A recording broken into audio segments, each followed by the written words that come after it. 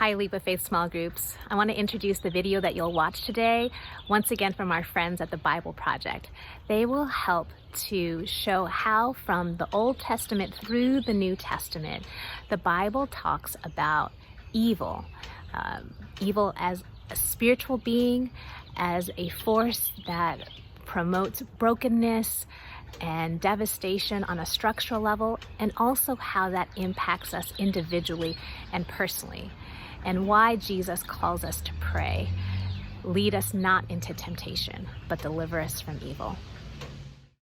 We've been learning about spiritual beings in the Bible, and I still have a lot of questions about the bad ones. Well, great. Let's talk about the Satan and demons in the story of the Bible. So let's start in the beginning.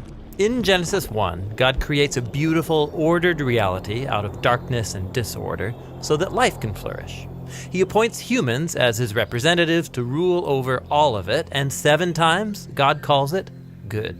Yeah, I experience that kind of goodness often in the world, in things like beauty and truth, love and generosity. But in Genesis 3, we meet a creature who's in a state of rebellion against his creator. We're not told yet why or how he rebels, but he's on a mission to ruin God's good world for other creatures. This thing is trouble. Yeah, this creature is the Bible's first portrait of evil. It distorts what God has purposed for good, ruining and dragging creation back into darkness and disorder. So the humans join the spiritual rebel, which leads them back into chaos and death. And from this point on, the human rebellion is interwoven with a spiritual rebellion. And the biblical story shows how this happens over and over again.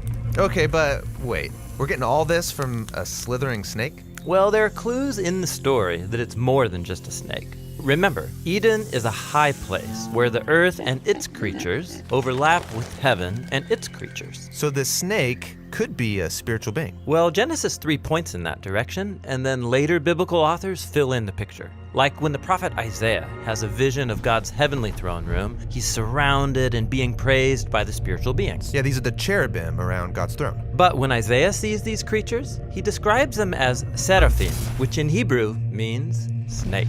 So the snake is like a former staff member in God's throne room. So why is he talking to the humans? Well, the prophet Ezekiel understood this figure as a spiritual rebel who didn't want to live under God's wisdom and authority. He wanted to be God. All right, that's the same temptation the snake puts before Adam and Eve. Exactly. He says they could rule the world like God, but by their own wisdom. So they're all kicked out of the garden.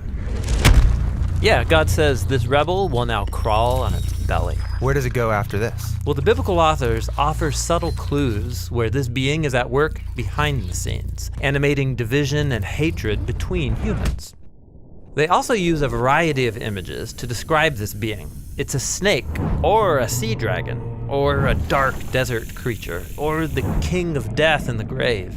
He's also given many titles, like Tempter, or the Evil One, or the Devil, which in Greek means the slanderer. But his name is Satan, right? Actually, no. Satan is not a name. It's another one of these titles, which is why in Hebrew it has the word the in front of it. The Satan means the adversary, because he isn't for anything, rather he's anti-everything, working through lies to drag us back into darkness and disorder. That's intense. Now, what about these other spiritual rebels in the Bible called demons? What are they all about? Okay, so remember the concept of God's heavenly staff team, the divine council, or the sons of God. In the Hebrew scriptures, we're told that some of these rebelled too. When did that happen? Multiple times, actually. After the snake comes the rebellion of the sons of God in Genesis 6. We're told that they have sex with women who then give birth to violent warrior giants. Oh, right, the Nephilim. These are probably the strangest characters in the whole Bible. Well, strange from your point of view, but ancient readers knew exactly what was going on. The ancient kingdoms around Israel claimed to be founded and protected by giant warrior kings who were part human, part God, and filled with divine wisdom. Ah, I see. So the biblical authors are saying, hey, those warrior kings, they shouldn't be honored. Right. In this story, they're portrayed as human rebels who are captive to spiritual evil, spreading their violence in God's good world. Yeah, and one of those kings in Genesis 10 goes on to build the city of Babylon. Yes, Nimrod, whose name sounds like the Hebrew word for rebel. And his kingdom leads to the next rebellion, where humans exalt themselves in Babylon. But God scatters that rebellion.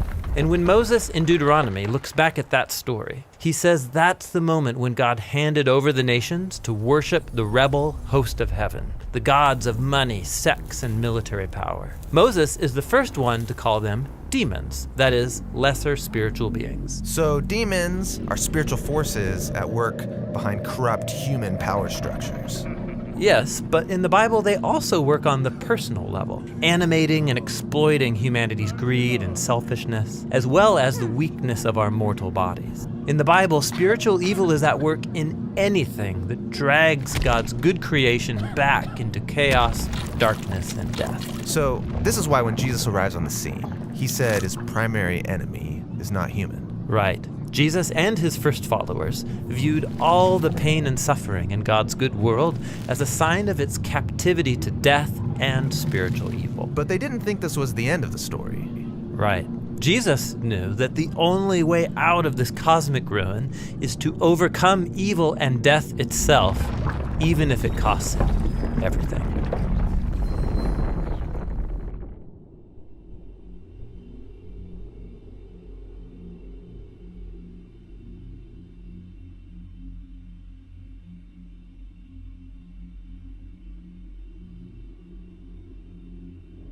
You just watched a video in our Spiritual Being series. This one was on the Satan and demons. Next up is our last episode about how Jesus opens the way for a new humanity to rule with God over heaven and earth.